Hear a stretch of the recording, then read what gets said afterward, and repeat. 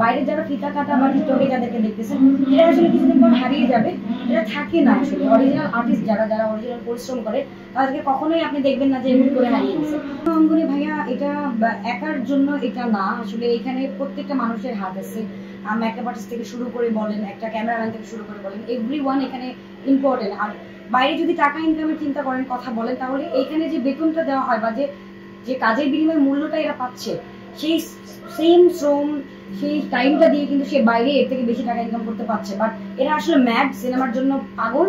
এরা আসলে ব্লাডে ওদের সিনেমা ঢুকে গেছে, ব্লাডে ওদের নাচ গান ঢুকে গেছে। এছাড়া বাইরে যারা ফিতা কাটা বা টিকটকে যাদেরকে দেখতেছেন এরা আসলে কিছুদিন পর হারিয়ে যাবে, এরা থাকে না আসলে। অরিজিনাল আর্টিস্ট যারা যারা অরিজিনাল পরিশ্রম করে তাদেরকে কখনোই আপনি দেখবেন না যে হুট করে হারিয়ে গেছে। আমি মনে করছি আমি এখনো শিখছি, আর ও অনেক আগে থেকে কাজ করে, বাট কখনো ওকে দেখবেন না যে সবসময় সোশ্যাল মিডিয়াতে। বাট আমরা চেষ্টা করি যে এখনো শিখছি, আমরা অনেক কিছু জানি না নিজেকে মনে করছি, আমরা শেখার চেষ্টা করি।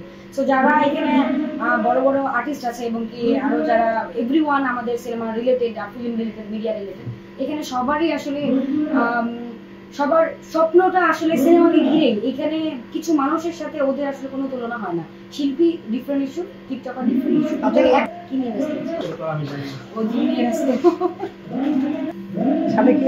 আমি একটা আর্জেন্ট সঙ্গের গান করেছি, আমার ফার্স্ট সিনেমা। এটা হচ্ছে চোখের জলের কথা। ডন ভাইয়া ছিলেন, আমার হিরো ছিল শান্ত, প্রযোজনায় ছিল জুয়েল ভাইয়া। আর আর্জেন্ট সঙ্গটা মনে হয় ঈদ বিফোর মেবি আসবে, আমি জানি না ওদের কাজ কত করে গিয়েছে। বাট এখন আমরা যে গানের সেট থেকে আমি কথা বলছি, এটা ঈদের আগে আসবে আশা করছি। এইগুলোই আসলে ঈদের আগে এত সময় নেই, এই ব্যস্ততা। ঈদ নিয়ে আসলে প্রত্যেকবারের মতো একটা যে একটা ব্যাপার কাজ করে ইনসাইডে, এইবার খুব একটা বেশি করছে না। কজ মেবি ছোটবেলাদের জন্য, বড় হয়ে গেলে ঈদের আনন্দ খুব একটা থাকে না, কারণ এখন সবসময় মার্কেট করতেছি নতুন করে নতুন জামার জন্য, ওইরকম কোনো শখ জাগে না। বাট কুরবানি ঈদটা আমাদের জন্য বেশি বেশি স্পেশাল, কজ কুরবানি ঈদের অনেক প্রিপারেশন আমাদের থাকে। এখানে আসলে শপিং বাদে ফ্যামিলিয়ার অনেক টাইম দেওয়া হয়, রিলেটিভদের সাথে দেখা করা হয়, অনেক পুরানা মানুষদের সাথে দেখা হয়ে যায় আসলে, কারণ আমরা কাজের বাইরে ফ্যামিলিদের সময় দিতে পারি না। কোরবানি একটা ছোট গরু, ছোট একটা মিডিয়াম সাইজের গরু, ওটা আমি পছন্দ করেছিলাম, ওইটা আমাদের বাসায় আছে, ওইটা আসলে কোরবানি হচ্ছে। আর এই ঈদে আমার আম্মা নাই, আমার মাকে আমি মিস করবো। সো কোরবানি নিয়ে এইবার খুব বেশি কোনো এক্সাইটেডমেন্ট কোনো কিছু আসলে এখন আমার মাথায় আসছে না, দেখা যাক। আমি ব্ল্যাক লাভার অলওয়েজ, আমি অ্যাজ এ যদি আপনি চুজের কথা বলেন, আমি সবকিছু ব্ল্যাক পছন্দ করি।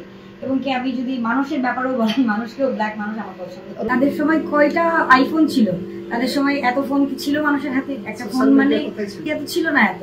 আর কয়জন এতগুলো সাংবাদিক কোথা থেকে আসছিল তাদের সময়? এরকম তো ছিল না। এখন দেখা যাচ্ছে, আমি কাউকে হেয় করে কথা বলতে চাই না, আসলে দেখা যাচ্ছে সাংবাদিকের শও জানে না, চলে আসছে আমি সাংবাদিক, এসে এই যে আমার এইভাবে করে ধরতেছে ওইভাবে ধরছে। তাদের সময় কি সাংবাদিক গুলো ছিল এরকম ছিল না। আসলে আমাদেরকে সুস্থভাবে প্রচার করা হচ্ছে না, কিন্তু আমরা শুটিং সেটে দেখেন বৃষ্টিতে ভিজে, আপনারা নিজেরাও আসছেন এবং আমরা আমাদের কো আর্টিস্ট, এতগুলো মানুষ এখানে 1000 মানুষের মতো প্রায় এখানে আজকে 2টা গান হবে, সবাই কাজ করতেছে। এরা তো সবাই পাগল না, সবাই মিডিয়া লাভার, ভালো কিছু দিতে চাই, কিন্তু পাবলিক যদি এটা না দেখে, পাবলিক ওইটা দেখে এক। আর দ্বিতীয়ত হচ্ছে সাংবাদিকরা যদি আমাদেরকে সাহায্য না করে, এইটা করে যদি ভিউ বিজনেস করতে চায়, এটা তো আসলে তাদের সমস্যা।